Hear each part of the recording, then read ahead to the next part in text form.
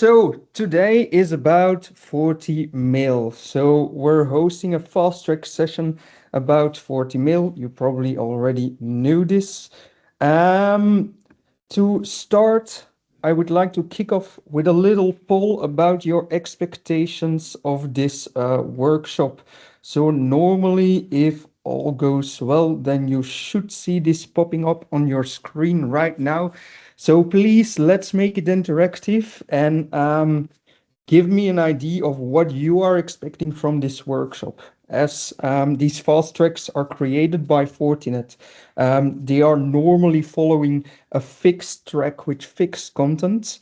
But I added some slides, I changed some content.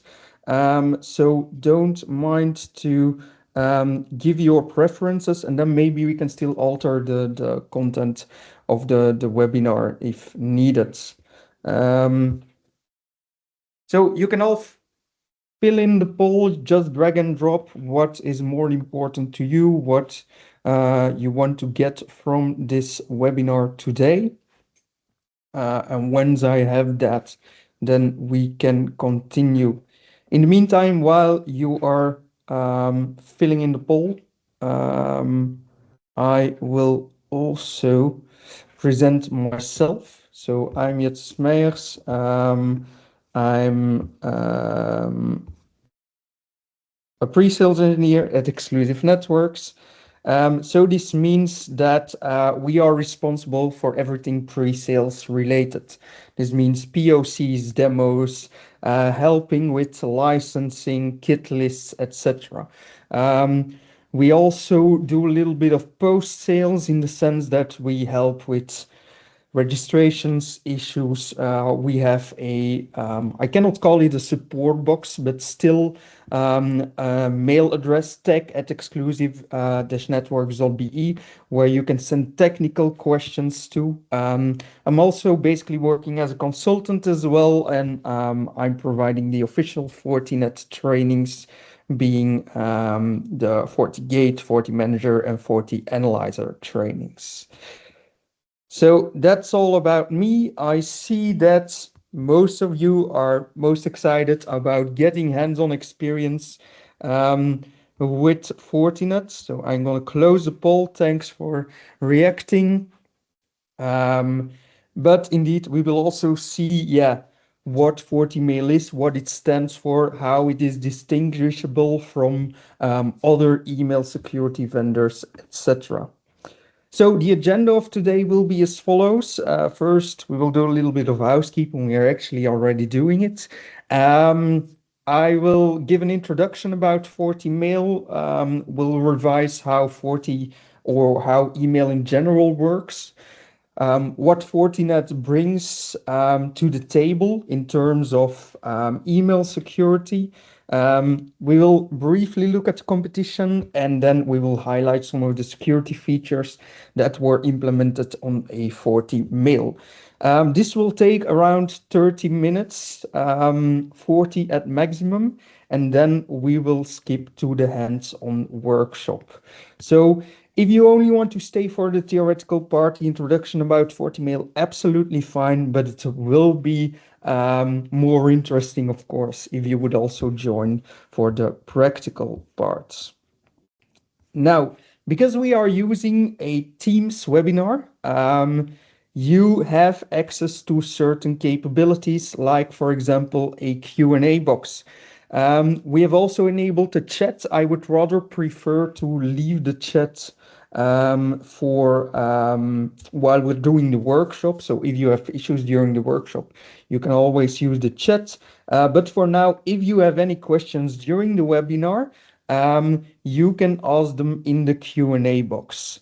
You can also interact via the reaction buttons in Teams, of course.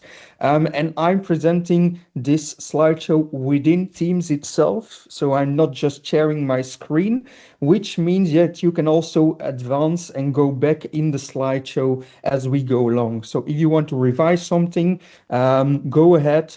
Return to the slide of your interest.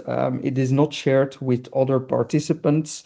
And you can also click all the links that you see on your screen which is also very interesting, I think. Now, to kick off the introduction about FortiMail, I would like to raise another poll. And this time the poll will be about, yeah, phishing. So what do you think? Which of these brands is the most impersonated brand for phishing? Is it Microsoft, the WHO, Google, Amazon, SpaceX, or Apple? I also provided the link at the bottom of the slides, but please don't look at it. Just make a guess, and then we'll see the results. And I can see that, yeah, most of you are correct indeed. So um, I will share the results with you. Um, Most of you have answered Microsoft. It is indeed Microsoft. So Microsoft is the most, I think, known brand to corporate instances around the world. And it's also the brand which is abused, misused most, to send emails as if they were from Microsoft, for example, to say that you have received a OneDrive file, that you need to open a certain link, that there is a new patch that you need to install on your computers. And this is, of course, very important to be aware, and I guess that you already know this, otherwise you wouldn't be in this webinar. Um, Ransomware, phishing, and also business email compromise. So the compromise where someone acts as if they are from your organization or from a trusted person that you know. So they impersonate someone to ask to click a link or to share some valuable information, etc. These are still on the rise, and yeah, email is still the go-to vector in order to attack a company. A lot of companies also during 2024 were attacked, a lot of them by ransomware, and a lot of these ransomware attacks get delivered via email. So that's why email is still so important to secure, and it's really valuable to have a look at, yeah, how you are securing your email. Just don't just enable some security features in your mail server and think it's okay. No, you should be aware of what you're configuring because it's so important. This is what your company runs on. If customers cannot send emails to your company, then they cannot reach you or by phone or fax. But I think that's we're not going to use the fax anymore. Um, so email is so important. Also, if, for example, your email services would go down, it induces serious costs to your company. And this is something that a lot of CTOs, CISOs, etc. don't think about, that what if my email goes down? What then? So also, if you are evaluating security solutions for email, it could be worthwhile to have a look at, yeah, how resilient is this email security solution? How resilient is my email server itself? Do I have a backup plan? If something goes wrong with my email server, um, do I have a way to mitigate this and to, for example, provide a backup to still receive emails if that server would go down? So, um, if we talk about email security, it's also important to know how email actually works. I will not go too much into detail, but if you want to send an email to, for example, here, hello@example.com, what is actually going to happen is that the sender, for example, myself, I'm going to compose this email and I'm going to send this to my local email server. So this is the email server where you are sending this email from. So if I have a Google account, then this server will be the Gmail server. If I have an Outlook account, this server will be a Microsoft server. It can also be just an on-premise email server. It doesn't matter. As soon as I say to this email server, hey, I want to send this email to hello@example.com, this email server is going to request on the internet the location of the destination. It's basically going to say to the internet, to the DNS servers, hey, where can I find the email server of example.com? So that's what you're seeing over here. We call this an MX request. So that's basically requesting the MX records configured in DNS. A DNS server is going to answer and is going to say, hey, if you want to reach the mail server of example.com, then you should go to mail.example.com. So that's the address of the mail server. By getting this information, our local email server knows enough and will send the email towards the mail server or the receiver to this mail.example.com mail server. And it's going to use SMTP for this. SMTP, it stands for Simple Mail Transfer Protocol. It's a protocol which was designed in the 80s. It's still in use. It's still the brickwork for everything which is email related. So all the emails that go over the internet that you are sending, that you are receiving, make use of the SMTP protocol, a protocol which was designed in 1981 or 82, something like this. Anyway, so because this email protocol is so old, it also has its flaws. So that's also why email security is something which you should invest in, because these protocols, these can be abused. There are certain mechanisms added later on that can mitigate some of the risks, but still an email security solution should be able to properly analyze and understand SMTP connections and protocols. Now, enough over SMTP. So once the email arrives on this receiver's email server, yeah, then basically it's received, it has arrived, and then the only thing that the recipient still needs to do is it needs to open its inbox and retrieve the email from his or her own local email server. So by depicting this, I want to emphasize that if, for example, we want to secure the example.com company, then we can do this in two ways. We can attach a security solution to our mail server. So we basically put a security solution besides this mail server, and we're going to say, hey, interoperate with this mail server in order to scan what arrives here. Another way that you can do this is by just putting your email security solution over here, because then the email will arrive first on your email security solution, and then this email security solution can forward it along to the actual real email server. So these are the two methods where we can integrate our email security solutions. And that's also depicted on the next slide.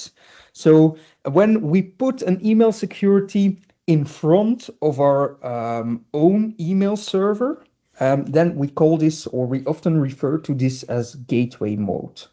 So this real email server could be Microsoft, Google, could be a mail server on premise, it doesn't matter. What will happen is your emails, inbound emails, first arrive on the email security solution. There, the email security solution can scan the email and then it can forward it to Microsoft, Google, your own mail service, etc. The other method is called an API integration. API means that you can integrate certain systems and let them talk to each other. So in this case, you will see that the email coming from the internet is directly sent and received to and on the Microsoft, Google mail server that your company is using. Your email security solution will also integrate with it. And as soon as an email arrives, then it can get a message saying, hey, oh, there is a new email, I should scan it, etc. So the way of working is a bit different. What we see a lot nowadays is that we can combine those. So we can combine gateway mode with API-based mode so that Not only we can scan all the email before they even arrive on our mail server, and basically leveraging the need or the resources, the performance on our own mail server. And we can also make use of API integrations, which mean that you can use extended functionalities, like, for example, post-delivery clawback, which is a mechanism where you can basically take an email back out of a mailbox after it has been delivered because all of a sudden you realize that it is malicious, for example. So that's the benefit of an API-based email security solution.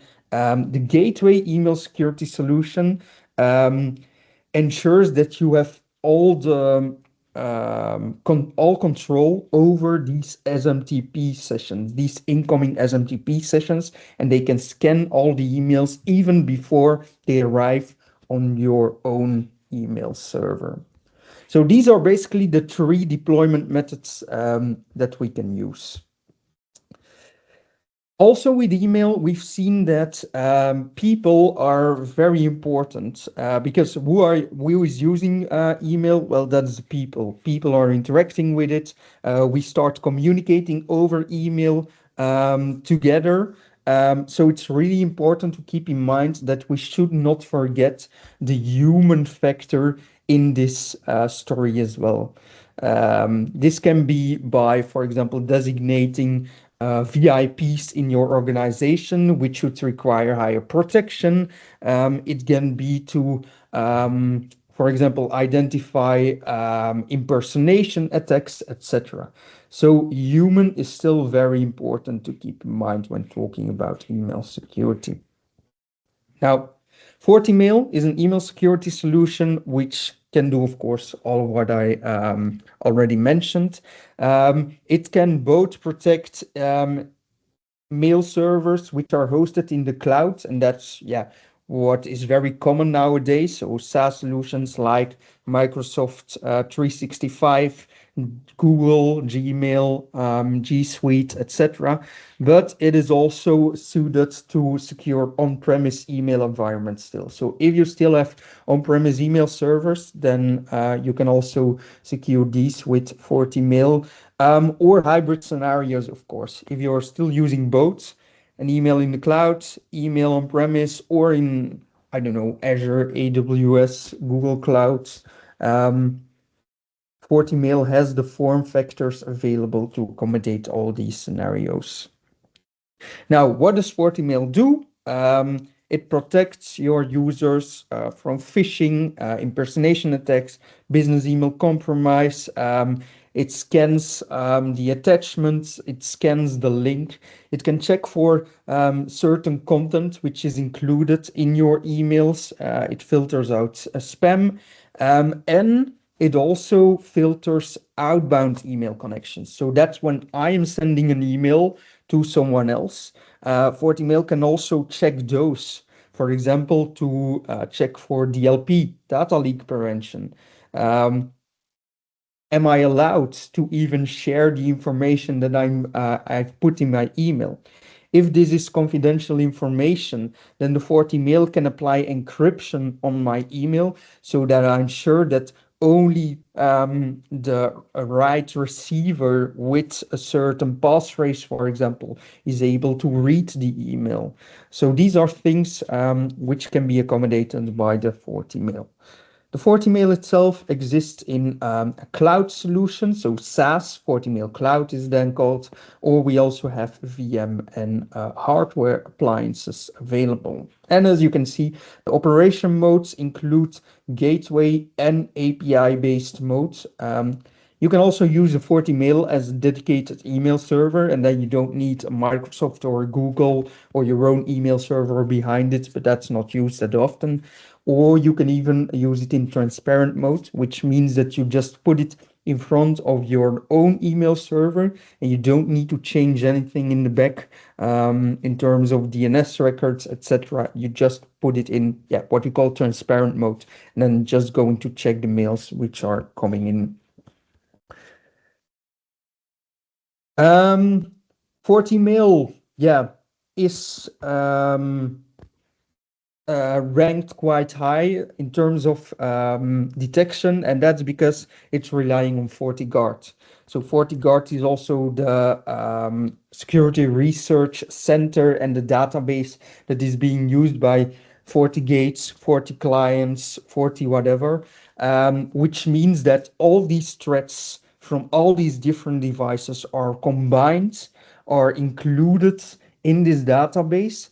Fortinet has a huge install base, so that also means that they get a lot of data, which they can include in their databases in order to reach a good level of protection in terms of catching phishing, spam, but also malware, etc., which should be included, sorry, in your attachment of your email.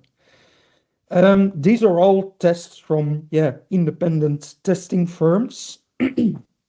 But if you want to test it for yourself, that's also possible. Keep in mind that we have something called the CTAP program. It's a program that exists for quite a while, and it's actually used to convince new customers from the value of FortiMail. You basically can browse to this link, ctap.fortinet.com, if you are an official Fortinet partner. Once you are logged in, maybe I can, well, I can quickly show you. Um, so if I open my CTAP portal, you should be able to see this. All right. So this is my CTAP portal. Then I can log in with my company or partner email address, which I have used to register my on the Fortinet partner portal. Sorry. Um, and then I can basically create a CTAP for email. CTAP for email means that I'm going to use FortiMail server, which is spun up in their data center for the EU in Germany. Um, and you can basically test, hey, if I already have an email security solution, for example, that's strange. Let me try that again. ctap.fortinet.com. Voila. Copy. Oops. And you're basically creating this assessment. Okay, well, anyway, then let's leave it like that. You're basically creating this assessment where you say, hey, let's check what still comes through. For example, if you say, I already have Microsoft Defender for email, and I am quite confident that it's catching everything I can, but for example, there's still some spam coming through, then you can check with a CTAP assessment whether that's actually true and whether, for example, you can benefit from an extra layer of security with FortiMail, for example. So that's possible.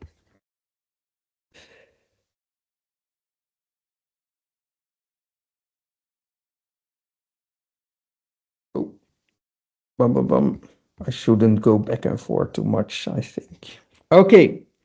So I already said that FortiMail is available in both a SaaS version, then yeah, Fortinet calls it hosted for us, and also an on-premise version, being it virtual machines or appliances that you can install in your own data center. We see that here at Exclusive Networks, most of the customers are buying FortiMail Cloud, so the SaaS alternative. There we have three flavors: Cloud Gateway Premium, which also includes FortiMail Cloud Sandbox. So Sandbox available, where your FortiMail will detonate suspicious URLs, suspicious attachments which FortiMail is unsure whether they are actually malicious or not. And then they will be detonated in a real life environment. Or you can also buy the one with the API connector, and then you have the possibility to just integrate via API with, for example, Microsoft 365, and you don't need to change anything underlying in your MX records in DNS, in email, etc. Also note that we have some add-on licenses available, for example, to analyze images which are included in your emails, and also the email continuity service. So I started with saying that often people forget that they should also safeguard for downtime of their email server. Well, Fortinet has the availability or has the capability to serve as a backup email server while your own email server is down. It will basically cache all the emails and send them to the email server when it comes back online. FortiMail is also one of the few products which are fully MSSP ready. So this means I can just buy a license and I can distribute the licenses to my customers in the quantities that I want. This is also an add-on which you can buy in FortiMail Cloud. It's also available on an on-premise FortiMail appliance with VM or hardware. So it's fully MSSP ready, fully multi-tenant as well. So you can also use it, for example, to host your own email security solutions or a managed security solution for your customer. I see that there is someone. Oh yeah, I see. I see that someone is highlighting, mentioning that I uh, have turned off participant navigation, and that's very interesting because I didn't change anything in my settings. So maybe if I just stop or if I reshare my presentation, then it will come back on. Let's check. Pum, pum, pum, pum. Yeah, normally should be able to navigate yourself, I think. If not, you will get the presentation afterwards, so no worries. Anyway, for now, we will also continue with a look on the cybersecurity landscape concerning email. So for example, yeah, if you have a look at Gartner, so this link, you can also open the link for yourself. Then you will see that there are certain vendors which have email security solutions available. The most known, of course, is Microsoft Defender for email, but you will also find FortiMail in there, etc. They are basically providing a lot of the same functionalities, but of course, the way they implement this can or will be different. The big advantage of FortiMail is the security fabric that we have available. So the security fabric is a concept where we integrate all the Fortinet solutions with each other. It's also confirmed by the view of Gartner, calling it a mesh architecture, where we basically share the knowledge of one device with another within your security stack. So this means that, for example, I can integrate my FortiMail with my FortiGates in order to signalize that, for example, there is a FortiMail there. There was an attachment forwarded to the user on that computer, and we should check it, for example. You can also integrate FortiMail with FortiNDR or FortiSandbox.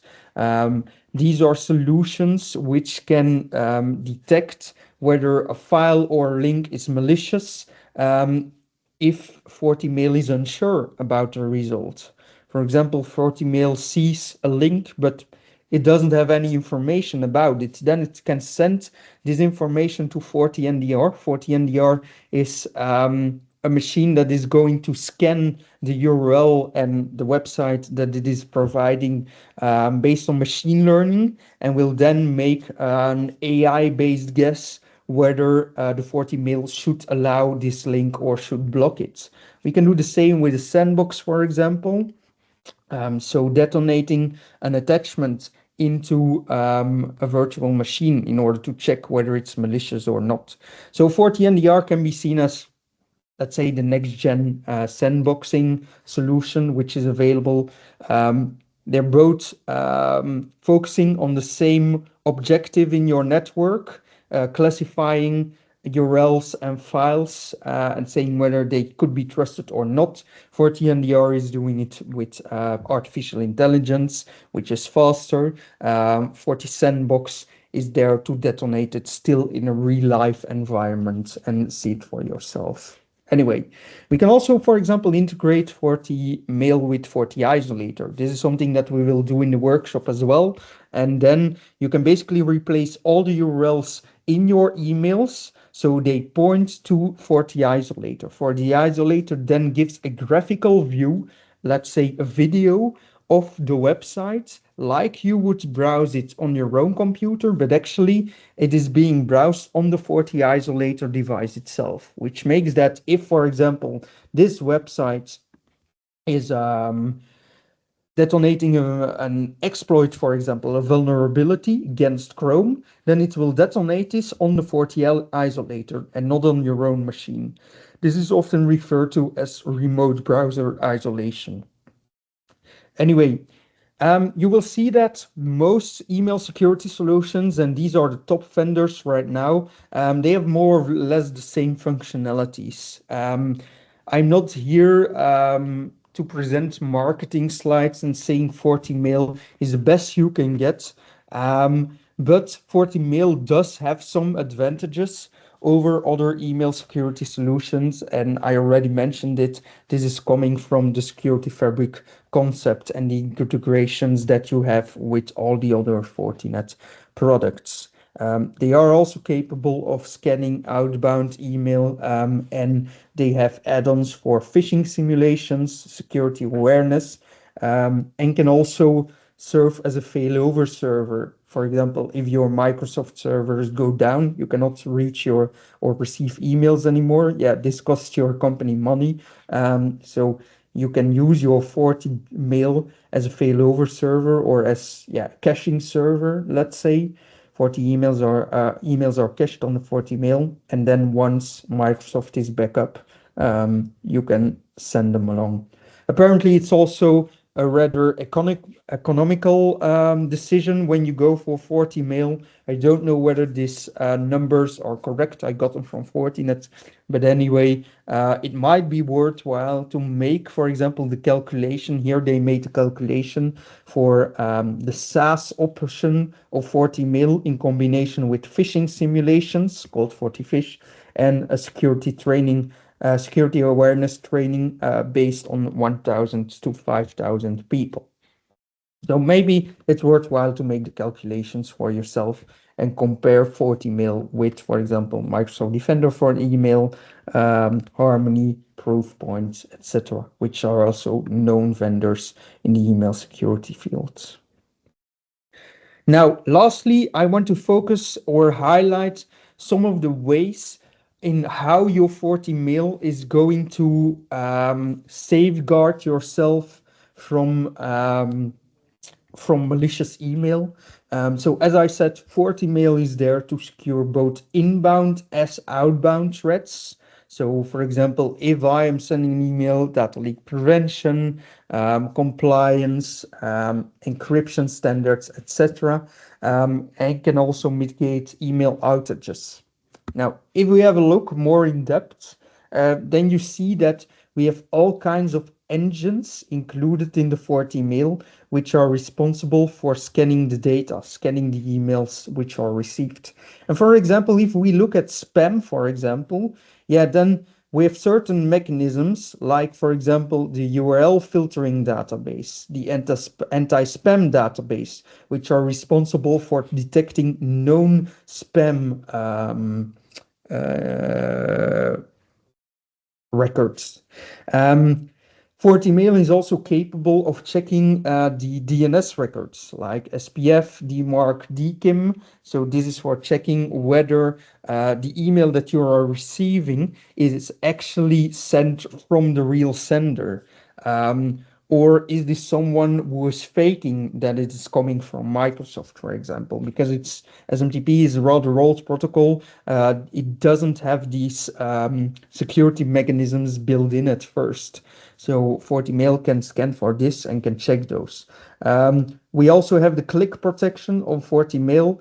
It's a feature where email links or URLs in general are replaced and pointed back to the FortiMail. It's being used, for example, when you send an email and at first I'm an attacker, I point the URL in my email to the real site. Let's say it's me. So we're using it's me, and I say, hey, you need to change your it's me password, whatever. I sent the link, and the link is pointing to the real it's me website. Once the email has been delivered, because of course the email security solutions will allow it because it's not malicious, the It's Me site itself, then I can change the URL so that it points to my own It's Me hosted website, which is of course a phishing website where I try to get your credentials, for example. So if you're using this click protection, this means that instead of placing the original URL in your email, FortiMail will rewrite it and it will always redirect to the FortiMail again. So this means if I click on the link, I will first arrive on the FortiMail. Then the FortiMail has the chance to scan the link again.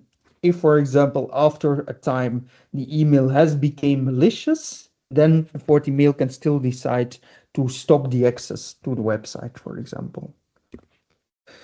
If we talk about business email compromise attacks, then we're talking about attacks where someone is impersonating often someone from your own organization. So this means that you need to safeguard against the misuse of other people's names. And this can be done as well by checking SPF, DMARC, DKIM, because, for example, with SPF, we can check whether a sender is allowed or whether the email is coming from the real sender's domain mail server or it is sent by a malicious mail server somewhere else. We also have certain business email compromise engines available on the FortiMail, which can check for impersonation analysis, which is basically going to check, hey, I see the name of our own user is, for example, Dave. And now there is someone who is sending emails as being Dave, but the email address, for example, is Davy, something like this, or another domain name. So these are things which can be detected by the FortiMail as well, and it can learn it automatically.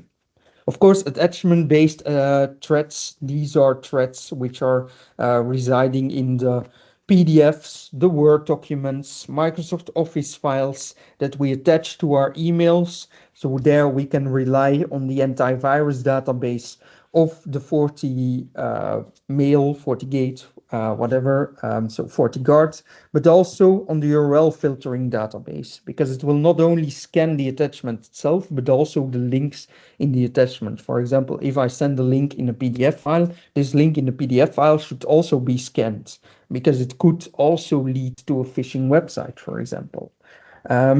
It will also enable behavior analysis, which means that if, for example, we see this email popping up in one company, but it also is noticed in another company, that's quite strange. So then we can basically, or FortiMail can basically check, okay, do I see this email somewhere else? I see it a little bit too much. This cannot be benign behavior, so maybe I should put it in quarantine. And of course, we also have the sandboxing integrations or the FortiNDR integrations to check your files as well. If you're focusing on URL-based threats, it's more or less the same as with phishing. But there we have some other functionalities as well, which we can use, like content disarm and reconstruction.